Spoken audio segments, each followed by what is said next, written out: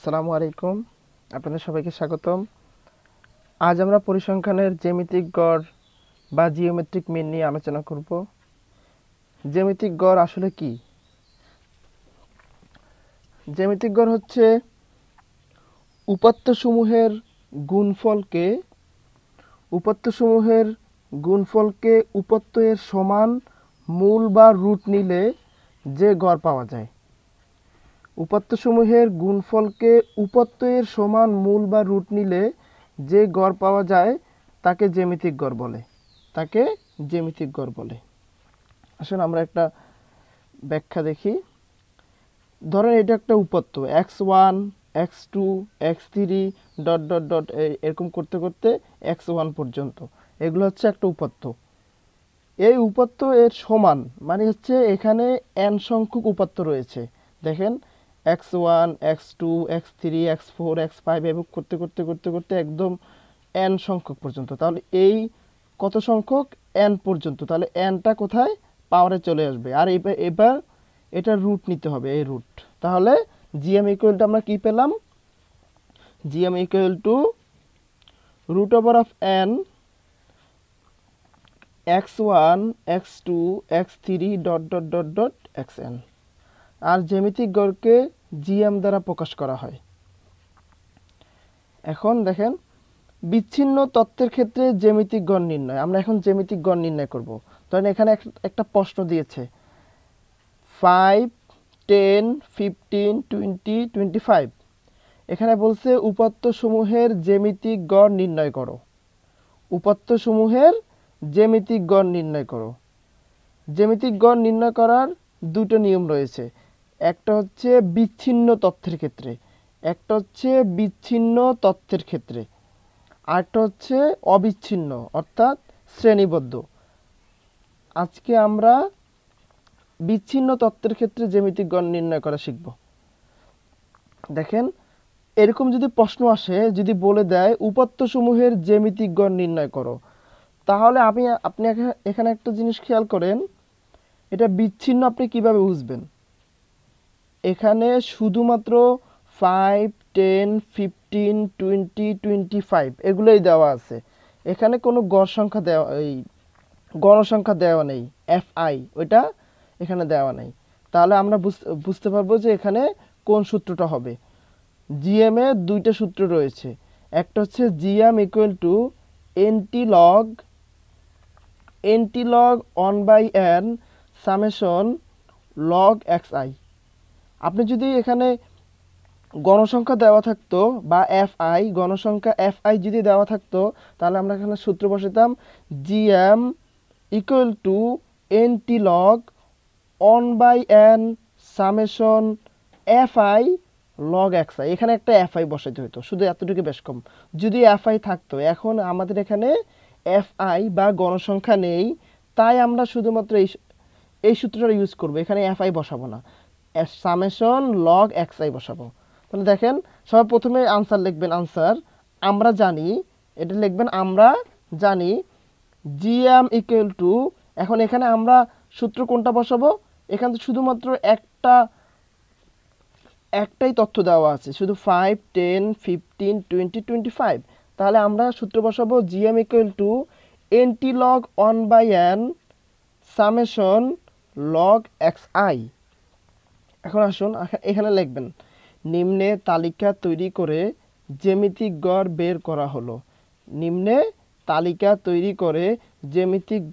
করা হলো। তাহলে এখন সবার প্রথমে আপনার এখানে একটা তালিকা তৈরি করতে হবে। তালিকা তৈরি করার জন্য সর্বপ্রথম এখানে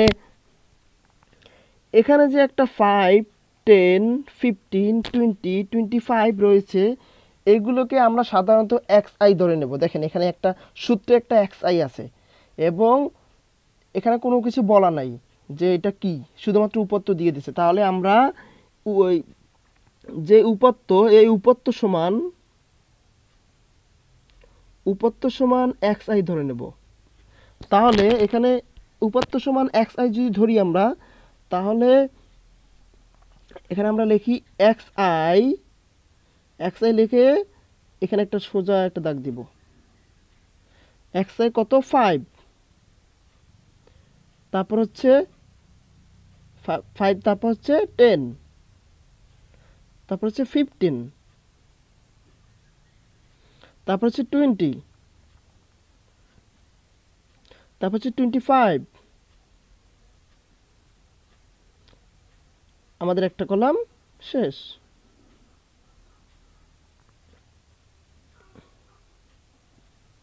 এখানে দাগ দিয়ে দিবেন, শেষ।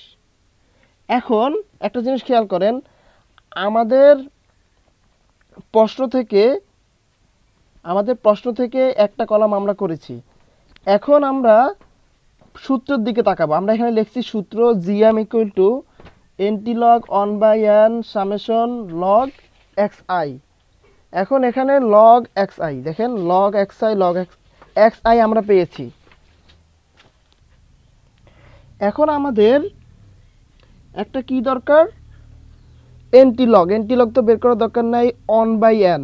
একটা জিনিস মনে রাখবেন, xi কয়বার রয়েছে, xi এর মান আছে 1টা 2টা 3টা 4টা 5টা। তাহলে xi এর যদি 5টা মান থাকে তাহলে n ইকুয়াল টু কত হবে 5, n ইকুয়াল টু কত হবে 5 হবে। তাহলে এখানে log xi, শুধু আমাদের xi আছে, এখন আমাদের একটা কি লাগবে, log xi লাগবে। তাহলে log xi এখানে লিখবো আমরা log xi। এখন log xi যখন আমরা নিয়েছি তখন এখন আমাদের এখানে মান বসাতে হবে। কি মান বসাতে হবে, log xi এর মান বসাতে হবে। log xi এর মান বসাতে হলে আপনার সর্বপ্রথমে কি করতে হবে, ক্যালকুলেটরে log লিখতে হবে। log লিখে 5-এ ক্লিক করতে হবে, তাহলে আমাদের একটা log এর মান আসবে। log ক্লিক করে 5-এ ক্লিক করতে হবে, তাহলে আমাদের একটা log এর মান আসবে। এখন log xi 5 যদি আমরা ক্যালকুলেটরে দিই তাহলে আমরা কত পাবো, 0.6990। আপনারা মনে করে এটা একটু বড় রাখবেন, কারণ এখানে জায়গা একটু বড় দরকার। তারপর হচ্ছে আমরা যদি log 10 লিখি, log 10 এটার মান আমরা পেয়েছি 1। তারপর হচ্ছে log 15 এর মান হচ্ছে 1.1761। আর এখানে আবার ওই ক্যালকুলেটর লগ দিয়ে তারপর 20 লিখবেন, 20 ক্লিক করবেন, তাহলে কত আসবে 1.3061। তারপর log 25 এর মান হচ্ছে 1.3979। এখন আমরা log xi পেয়ে গেছি। এখন এখানে কি বলছে, log xi summation log xi। আমরা একটা জিনিস জানি, এই log xi প্রত্যেকটাকে যদি আমরা যোগ করি, log এইটা এই সবগুলোর মান যদি আমরা যোগ করি, তাহলে আমরা সামেশন log xi পাবো। কি পাবো, summation log xi equal to, এটা সবগুলো আমাদের যোগ করতে হবে, এই সবগুলো যোগ করে আমরা পাবো 5.574 আমরা এগুলো পাবো। তাহলে n ইকুয়াল টু 5। আপনারা একটা জিনিস মনে রাখবেন, xi যদি থাকে তাহলে n এর মান সবগুলো যোগ করে বসালে ভুল হবে। ধরেন আপনি xi এখানে আছে, আপনি মান সবগুলো যোগ করে দিলেন, 5 10 15 15 15 30 30 আর 20 50 50 60 70 75। যদি আপনি লিখে দেন n ইকুয়াল টু 75, তাহলে এটা অনেক বড় ভুল এবং এটা লেখা যাবে না। আপনার লিখতে হবে এটা, কারণ এটা হচ্ছে fi না।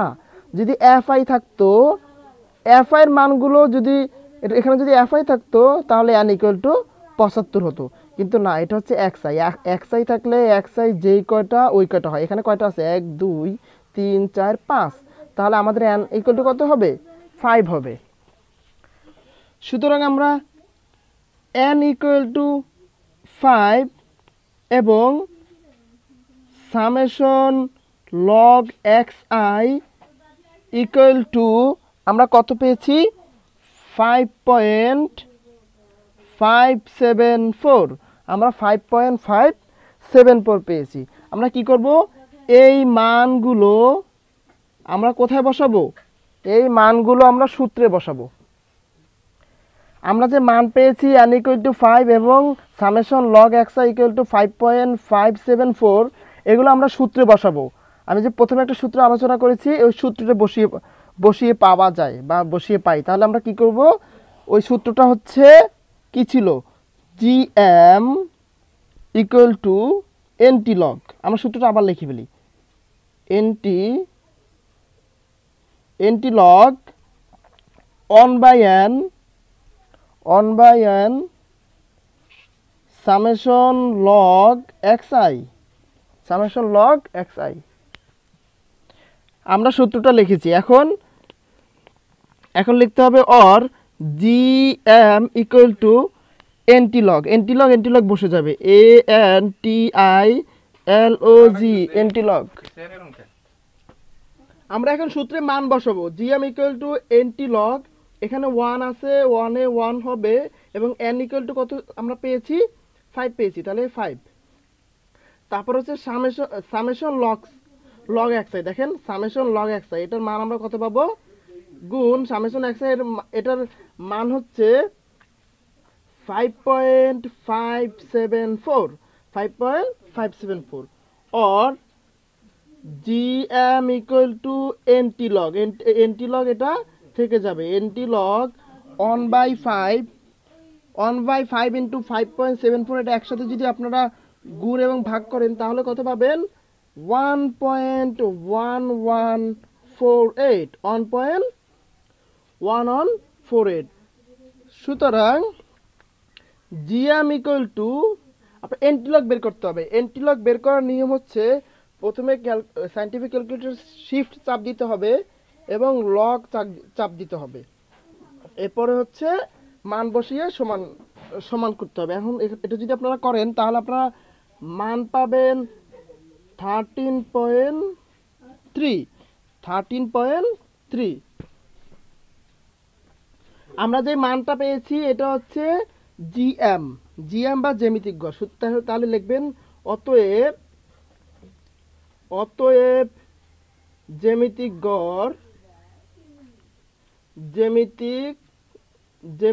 গড় জিএম ইকুয়াল টু 13.3। এইটাই হচ্ছে আনসার। এখানে জিরো একটা আছে, জিরোটা দিয়ে দিবেন আনসার। এটাই হচ্ছে আনসার। তাহলে আমরা আজকে অবিচ্ছিন্ন তথ্যের ক্ষেত্রে জ্যামিতিক গড় নির্ণয় করেছি। আগামী পর্বে আমি দেখাবো শ্রেণীবদ্ধ তথ্যের ক্ষেত্রে জ্যামিতিক